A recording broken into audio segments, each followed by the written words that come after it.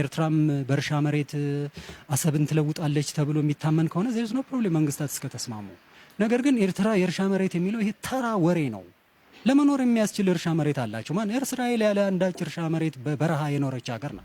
እኛ ብዙ መሬት አለን ምን ለውጠው ይሄ ስለ ራስ ያለ የተሳሳተ ግምት ነው። የእርሻ መሬት ቢኖርንም በዘላቂነት ከተረጂነት መውጣት አልቻልንም። የአንድ ክረምት ወቅት ዝናብ በቆመ ቁጥር ኢሚዲየትሊ የልመና ኮሮጆ የሚዘረጋ ሀገር ነው። ስለዚህ ስለ ኤርትራ መሬት ማጣት አለማጣት ማውራት የለብንም። ስለዚህ እኔ ከሆነ የሚከለክል ነገር የለም። እንኩ በነፃ መልሰንላቸዋል ብለው ሊሰጡ ይችላሉ። ይህንን ተስፋ ማድረግ ግን እንደ አካዳሚሽያን ይህን ተስፋ ማድረግ እንደ ፖለቲከኛ ጅልነት ነው። it never happens። አጉል ህልም ነው ይሄ አጉል ህልም ነው። ሀገራት መሬት ሲፈልጉ ለመሬት ሲጋደሉ ነው እንጂ መሬት ጥንትና አላስካና ምናምን ተሸጠዋል።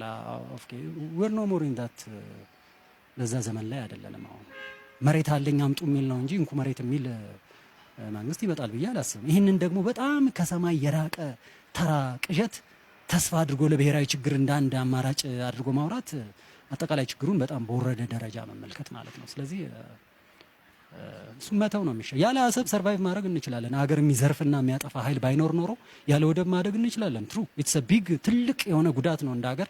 ለደሃ ሀገር ደግሞ በበኋላ ላይ ቆርቆር እንደማለት ነው። ግን ስቲል we could have a decent life።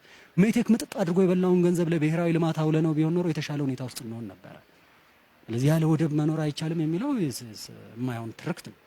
ነገር ግን በህጋዊ መንገድ ልናመጣ የምንችልበት ምንም እድል የለም። ስለዚህ አሰብን እና የህዝቡን ናሽናሊስት ኢንተረስት እየኮረኮሩ የፖለቲካ ፈረስ ላይ ያደርጉ የሚፈልጉ ሰዎች they can promise heavens ግን ጦርነትና እልቂት ሲመጣ እነሱ አይገኙም። ስለዚህ እንደዚህ አይነት መጃጃል ውስጥ እኛም እንደ ዜጋ ሰፊውም ህዝብ እንደ ህዝብ መግባት የለበትም።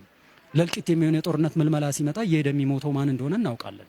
ስለዚህ ይህንን ጨካኝና ተራ የፖለቲካ ትርፍ ላይ ያለመ አስተሳሰብ መዋጋት ያስፈልጋል።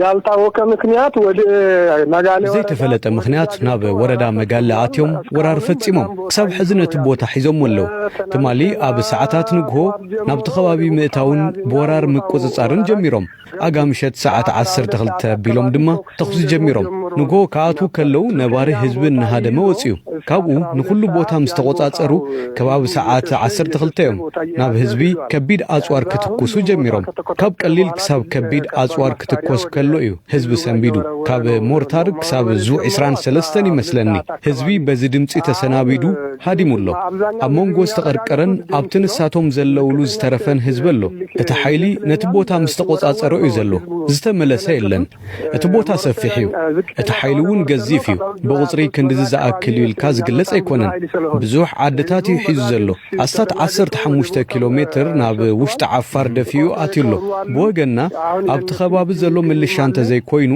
ናብኡ ዘጸጋዕናዮ ሓይሊ የለን እቲ ኩነታት ንኽረጋጋ ኢልና እቲ ዝሓዝዎ ቦታ ሒዞም ከለው ንነበርቲ ኣብ ምውጻእ ኢና ተጸሚድና ዘለና ካብ ክልል ይኹን ፌደራል ናብቲ ቦታ ዝኣተወ ሓይሊ የለን እስካሁን ከክልል በኩልም ከፌደራል በኩልም ወደዛ የገባው ኃይል የለን ሓራ መሬትና ኢሎም ባዕሎም ዝጽውዑ አካላት ምስናይ ዓፋር ልዩ ሓይሊ ኮይኖም ተደጋጋሚ ናብ ዝተፈላለዩ ቦታታት እንዳመጡ ተንኮሰታት ገይሮም እዮም ናይ ሰብ ጉድኣትን በጽሕና እዩ ንፈልጥ ኢና ዝበጽሕና ጉድኣት በዚ በሚድያ ምግላጽ ኣይንደልን ግቡእን ኣይኮነን ዝኾነ ኮይኑ ግን እቲ ጉዳይ ያው ንምህዳእ ወይ ከዓ ንምርጋእ ብዙሕ ናብ ሓይሊ እስከ መማረፂ ገይርና ናይ ወሰድናዮ ንወስደውን ግቡእ ኣይኮነን ብዙሓት ከባቢታት ግን ኣምላዛ ጣብያ ለምለም ኣኸዛ ዝበሃል ከባቢ ብዴሳን ከባቢ ብወጀራት ከባቢ በገራው አገውና ጸሐፍቲ ዝበሃል ከባቢ በደደረባና ከባቢ ተደጋጋሚ ሙከራታት አካይደም ክሳዕ ሕዚ